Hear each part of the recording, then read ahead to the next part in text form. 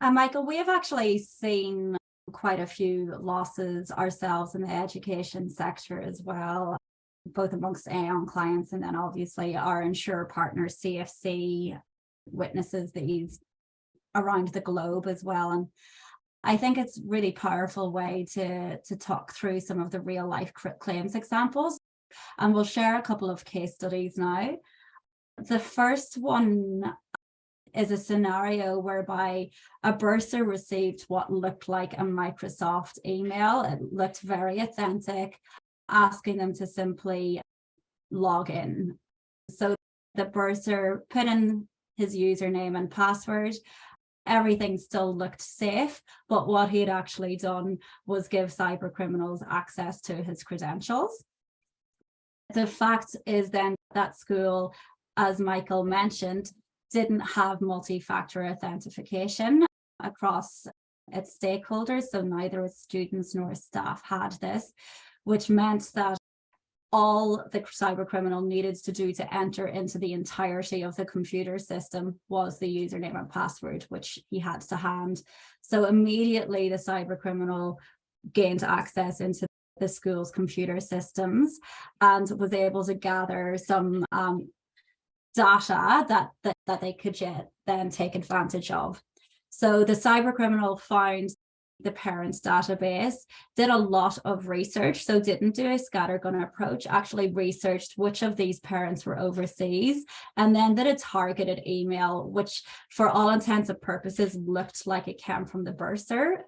It looked very credible again, and sent an email to these parents suggesting that if they paid the next year's fees in advance, they could get a 25% discount, but it had a time elapse on it. 6 parents actually fell for the scam and provided their details.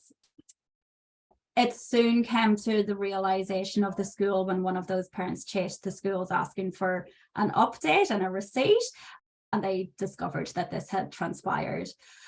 All of the 6 parents tried to get reimbursement from the bank.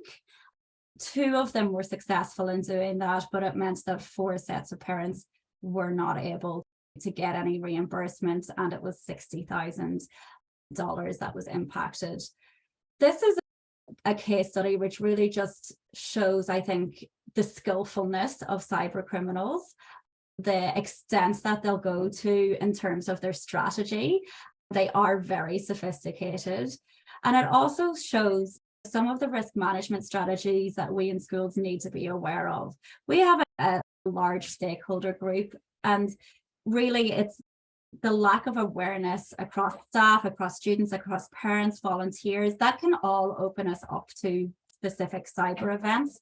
Multi-factor authentication plays throughout really all of this case studies today, but where we don't have that, it is so easy to actually infiltrate your systems.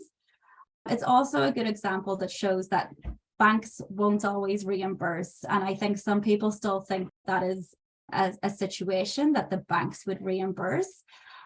And this situation also just showed the safety of having an insurance net.